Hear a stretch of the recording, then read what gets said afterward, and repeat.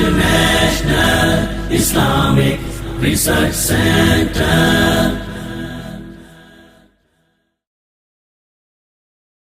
اخلاق اور پیار بانٹے، پر لطف جینا سکھائے، معراج انسانیت کی انسان کو پہچان کرائے، اپنی رحیمی صفت سے مشکل کو آسان بنائے، کامل شریعت ہے عین فطرت اور نرم خو بہر انسان، اسلام ہے دین آسان۔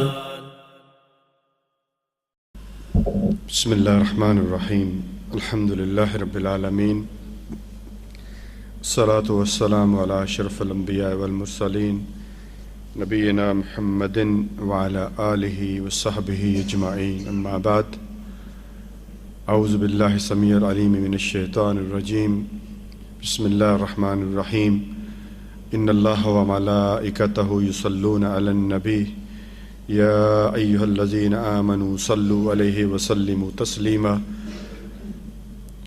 وعلیکم السلام ورحمۃ اللہ وبرکاتہ۔ اللہم صلی علی محمد وعلی آل محمد کما صلیت علی ابراہیم وعلی آل ابراہیم انک حمید مجید، اللہم بارک علی محمد وعلی آل محمد کما بارکت علی ابراہیم وعلی آل ابراہیم انک حمید مجید۔ معزز سامعین و سامعات، ہم آپ کو اس پر رونق محفل اور اللہ تعالیٰ کے گھروں میں سے گھر میں خوش آمدید کہتے ہیں، اور اللہ تعالیٰ سے دعا کرتے ہیں کہ اللہ تعالیٰ ہمارا یہاں آنا، سننا اور سنانا اپنی بارگاہ میں قبول و منظور فرمائے۔ آپ لوگ ماشاءاللہ خوش قسمت ہیں، مبارکباد کے لائق ہیں، جو کہ اپنی مصروفیات کے باوجود یہاں اللہ تعالیٰ کی باتیں، نبی صلی اللہ علیہ وسلم کی باتیں سننے کے لیے تشریف لائے۔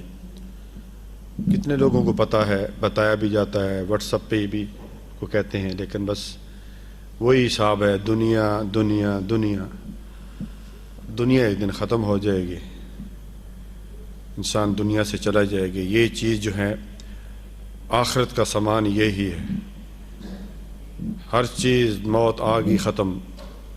اس لیے قرآن کریم میں بھی اللہ تعالیٰ نے فرمایا نا کہ ما عندکم ینفد وما عند اللہ باق، سورۃ نحل کی آیت نمبر 97 ہے کہ جو تمہارے پاس ہے وہ سب ختم ہونے والا ہے،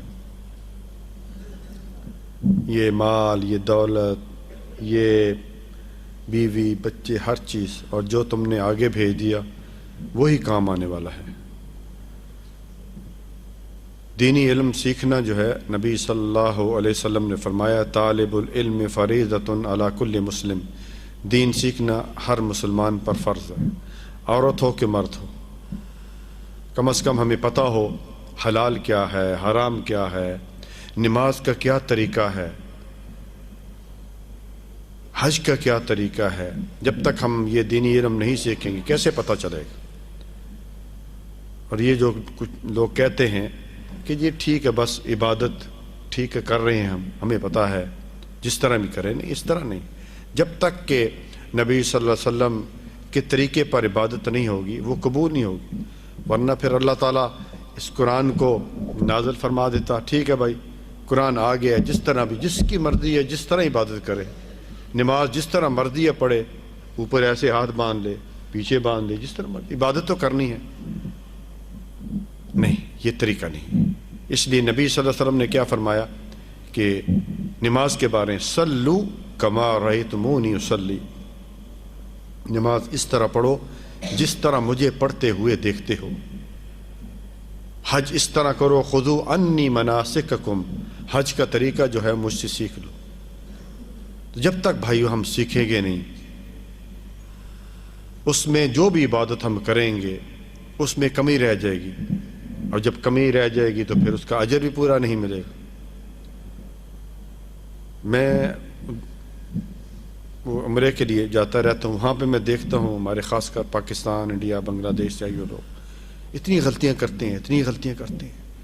صفا اور مروہ پر 7 چکر ہیں، کتنے لوگوں کو دیکھا صفا مروہ پر 14 چکر لگا رہے ہیں کہ ہمیں تو پتہ نہیں ہے، ہم تو یہ سمجھتے ہیں کہ صفا سے مروہ اور مروہ سے صفا 1 چکر ہے۔ خواتین صفا اور مروہ پر دوڑ رہی ہیں، خاص کر میں نے اپنی پاکستانی خواتین کو دیکھا، حالانکہ وہاں پر خاتون کو منع ہے دوڑنا۔ اماں ہاجرہ دوڑی تھیں، لیکن اب مردوں کے لیے، کیونکہ جب سیکھا ہی نہیں، جب سیکھیں کوئی بھی عمل جب تک سیکھیں گے نہیں وہ نہیں آئے گا۔ اس لیے نبی صلی اللہ علیہ وسلم فرمایا کہ جو شخص دینی علم سیکھنے کے لیے کسی راستے پہ چلتا ہے، من سلک طریقا یلتمس فیہ علما سہل اللہ بہ طریقا الی الجنہ، کہ جو شخص دینی علم سیکھنے کے لیے کسی راستے پر نکلتا ہے، اللہ تعالیٰ اس کا جو ہے وہ جنت کا جو ہے وہ راستہ آسان کر دیتے ہیں۔ اس لیے دینی علم ضروری ہے۔ اس میں سب سے پہلی چیز انسان عقیدے کے بارے میں ابھی پتہ ہی نہیں ہے، عقیدہ کیا ہے، عقیدے کے بارے میں ہونا چاہیے۔ اس کے بعد جو اعمال ہیں، عقیدہ پتہ چل جائے، اس کے بعد سب سے پہلا عمل نماز ہے، جس کے بارے میں کہ نبی صلی اللہ علیہ وسلم فرمایا ان اول یحاسب من العبد یوم القیامہ الصلاۃ، قیامت والے دن سب سے پہلے نماز کے بارے میں پوچھا جائے۔ اور نبی صلی اللہ علیہ وسلم کے سامنے ایک شخص آیا، سلام کیا، 2 رکعت پڑھی، فرمایا ارجع، واپس جاؤ، تم نے نماز ہی نہیں پڑھی۔ واپس گیا، پھر آ کے سلام کیا، جواب دیا آپ صلی اللہ علیہ وسلم نے، پھر آپ صلی اللہ علیہ وسلم نے اس کو واپس بھیجا۔ 3 دفعہ واپس بھیجنے کے بعد وہ شخص آتا ہے، اللہ کے رسول مجھے آپ نے نماز سکھا دی، میں اس سے اچھی اور نماز نہیں پڑھ۔ آپ صلی اللہ علیہ وسلم نے اس کو نماز جو ہے سکھلائی۔ تو دنیا میں کوئی بھی عمل ہے، اس عمل کو نبی صلی اللہ علیہ وسلم کے طریقے پر جب تک نہیں کریں گے، کتنے ہی اس میں محنت کر لیں، کتنے ہی اس پر پیسہ لگا دیں، وہ عمل قبول نہیں ہوگا۔ جس طرح کہ آپ نے سنا ہوگا، بخاری کی روایت ہے کہ 3 شخص آئے نبی صلی اللہ علیہ وسلم کے پاس، وعلیکم السلام، اور انہوں نے، آپ صلی اللہ علیہ وسلم موجود نہیں تھے، کہ بعض ازواج یا کسی سے پوچھا نبی صلی اللہ علیہ وسلم عبادت کس طرح کرتے ہیں، تو ان کو بتایا گیا کہ اس طرح عبادت کرتے ہیں، اس طرح عبادت کرتے ہیں کہ آپ کے پاؤں ان پر ورم آ جاتا ہے۔ تو ان تینوں میں سے، بخاری کی روایت ہے، تینوں نے یہ سوچا کہ ہماری تو پھر عبادت کچھ بھی نہیں ہے، ہمیں تو اور زیادہ عبادت کرنی چاہیے، جبکہ یہ کائنات کے امام ہیں، ان کے اگلے پچھلے تمام گناہ معاف، یہ اتنی محنت کر رہے ہیں۔ تینوں میں سے ایک شخص نے کہا کہ میں پوری رات عبادت کروں گا، پوری رات نفل پڑھوں گا، اللہ تعالیٰ کا ذکر کروں گا۔ دوسری شخص نے کہا کہ میں شادی نہیں کروں گا، شادی اس لیے کہ ظاہر ہے کہ شادی کروں گا اس کے بعد عبادت میں خلل ہوتا ہے، تو اسی طرح رہوں گا۔ اور یہ دوسرا شخص تھا۔ تیسرے شخص نے کہا کہ میں پورا سال روزے رکھوں گا۔ آپ بتائیے مجھے، یہ تینوں اشخاص ہیں، صحابی ہیں، جن کے بارے میں اللہ تعالیٰ نے سرٹیفکیٹ جاری کر دیا کہ رضی اللہ عنہم ورضوا عنہ، میں ان سے راضی اور وہ مجھ سے راضی۔ اور ایک کام نبی صلی اللہ علیہ وسلم کے تقریباً سامنے ہو رہا، نیت بھی اچھی ہے۔ بہت سارے لوگوں کو کہا جائے نا کہ یار یہ کام اس طرح کرو، کہتے ہیں ہماری نیت اچھی ہے۔ پچھلے دنوں میں کسی کی ڈیتھ ہوئی تو قبر پر ایک شخص کو میں نے کچھ کہا تو کہنے لگا نیت اچھی ہے۔ اب نیت اچھی ہے تو اس کا مطلب قبر کا طواف بھی کر لو، نیت تو اچھی ہے نہیں، ہماری نیت ایسی نہیں۔ نیت کے ساتھ لازم نبی صلی اللہ علیہ وسلم کا طریقہ بھی بہت ضروری ہے۔ تو نبی صلی اللہ علیہ وسلم تشریف لائے، ان کو بتایا گیا کہ یہ 3 اشخاص آئے تھے، انہوں نے عبادت کے بارے میں پوچھے، ہم نے بتایا، اور ان تینوں کی جوابات یہ ہیں۔ ایک شخص کہتا ہے میں شادی نہیں کروں گا، ایک شخص میں پوری رات عبادت کروں گا، ایک شخص کہتا ہے میں جو ہے پوری سال روزے رکھوں گا۔ نبی صلی اللہ علیہ وسلم نے سب کو جمع کیا، سب کو جمع کرنے کے بعد کیا فرمایا کہ دنیا میں سب سے زیادہ اللہ تعالیٰ سے ڈرنے والا میں ہوں، میں روزے رکھتا بھی ہوں اور روزے نہیں بھی رکھتا۔ آپ صلی اللہ علیہ وسلم سال میں جو ہیں جو نفر روزے ہیں وہ رکھا کرتے تھے، جس طرح کہ عاشورہ کا روزہ ہے، ٹھیک ہے بھائیو، اور کوشش کیجیے آپ بھی جو ہے یہ جمعرات اور جو پیر کا روزہ، اب تو موسم بھی اچھا ہے ماشاءاللہ اور دن چھوٹا ہے، رکھنے چاہیے۔ روزہ ایک عظیم عبادت ہے۔ نبی صلی اللہ علیہ وسلم نے فرمایا کہ جو شخص ایک نفر روزہ رکھتا ہے اللہ تعالیٰ اس کو جہنم سے 70 میل کی مسافت کے برابر دور کر دے۔ بھائیو بڑی خطرناک جگہ ہے، ہمیں احساس یا پتہ نہیں چل رہا کہ جہنم، ہم تو کہتے ہیں یار جہنم ہے ٹھیک ہے، لیکن بڑی وہ کیا اس کے بارے میں ہم تو سوچ بھی نہیں سکتے، نہ جنت کے بارے میں سوچتے تھے نہ اس جہنم کے بارے میں سوچتے۔ تو 70 میل کی ایک جگہ فرمایا کہ جو ایک نفر روزہ رکھتا ہے اللہ تعالیٰ اس کو اس کے اور جو ہے وہ جہنم کے درمیان ایک ایسے خندق کھود دیتے ہیں کہ جس کی لمبائی جو ہے زمین اور آسمان کے برابر ہے، 500 میل کا فاصلہ۔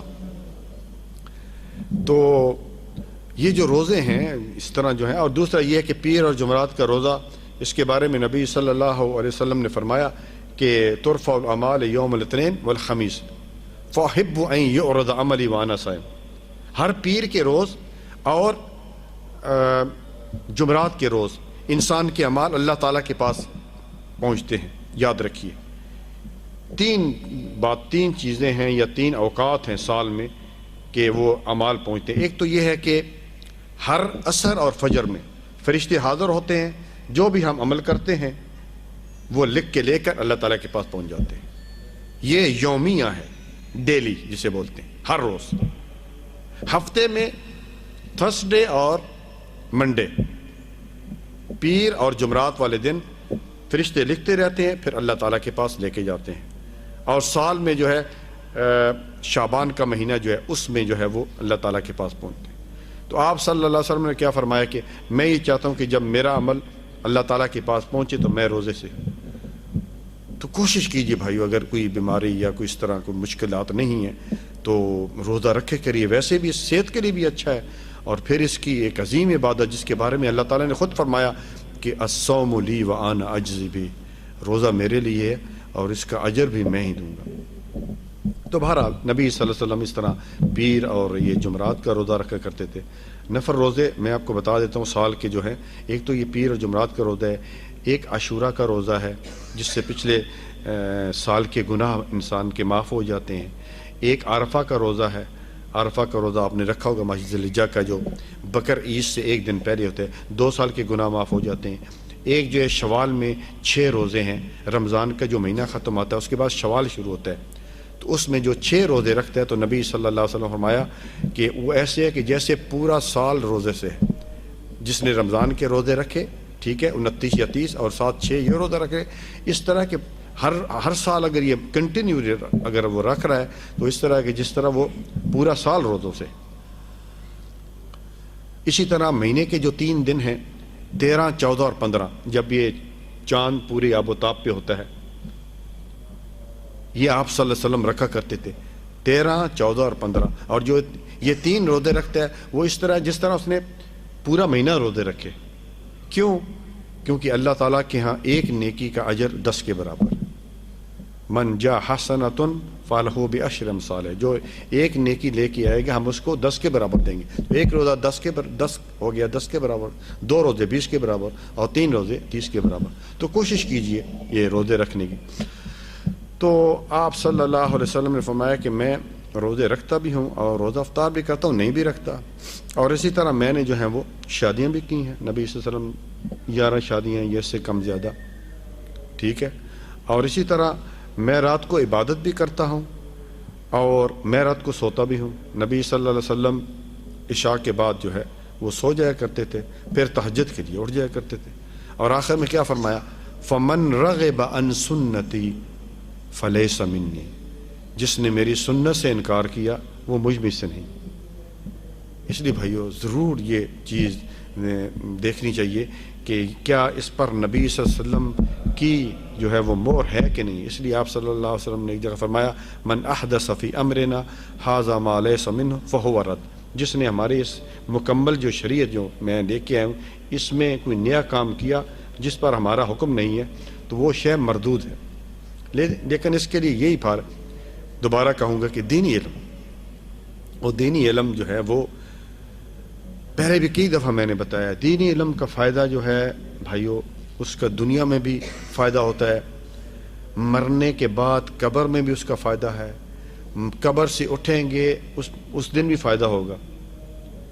کیسے؟ جب ہم دینی علم سیکھیں گے تو دنیا میں اس کے مطابق عمل کریں گے، پتہ چلے گا وہی یار قبر میں کیا پوچھا ہے، کیا سوالات ہیں، قرآن حکیم کی تلاوت کرنی ہے، جھوٹ سے بچنا ہے، جھوٹ کتنا بڑا، شرک کتنا بڑا گناہ ہے، دنیا اچھی ہوگی۔ اس لیے ایک جگہ اللہ تعالیٰ نے کیا فرمایا کہ من عمل صالحا من ذکر او انثى وهو مؤمن فلنحيينه حیاتا طیبہ، جو شخص جو ہے نیک عمل کرتا ہے، عورت ہو کہ مرد ہو، اس کا دو فائدے ہیں، ایک دنیا میں اور ایک آخرت میں۔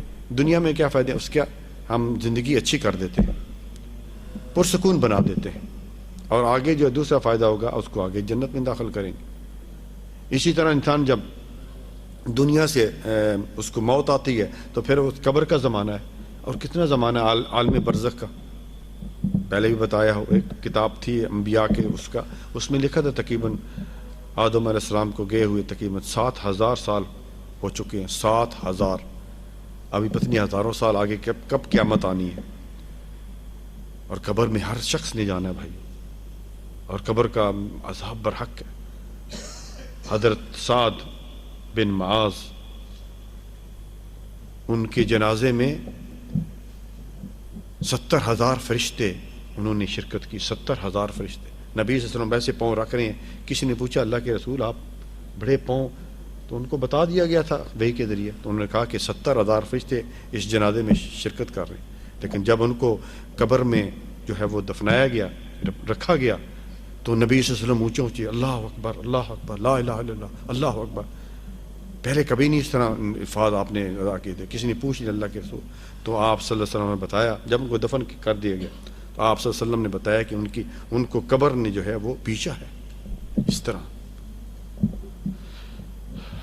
یہ صحابی ہیں اور 70,000 فرشتے ان کے جنازے میں ہیں، پھر ہمارا دیکھیے بھائیو، اس لیے کوشش کیجئے کہ، تو بہرحال یہ ہے کہ آپ صلی اللہ علیہ وسلم نے کیا فرمایا، فمن رغب عن سنتی فلیس منی، جس نے میری سنت سے انکار کیا۔ کوئی بھی کام کرنے سے پہلے یہ دیکھ لیجئے کہ نبی صلی اللہ علیہ وسلم کا اس پہ حکم ہے یا نہیں، دنیا کا مسئلہ بھی ہو، آخرت کا مسئلہ ہو، کوئی بھی ہو۔ تو میں اسی کے ساتھ جو ہے وہ دعوت دیتا ہوں فضیلت الشیخ معاذ احمد فاروقی حفظہ اللہ کو۔ ماشاءاللہ 18-20 سال سے ماشاءاللہ درس ہو رہا ہے، دیکھیے لوگ آ رہے ہیں، دیکھیے کئی لوگ 18-20 سال سے بھی آ رہے ہیں۔ آپ لوگ بھی کوشش کیجئے، دوسروں کو بھی دعوت دیجئے۔ جزاکم اللہ خیر۔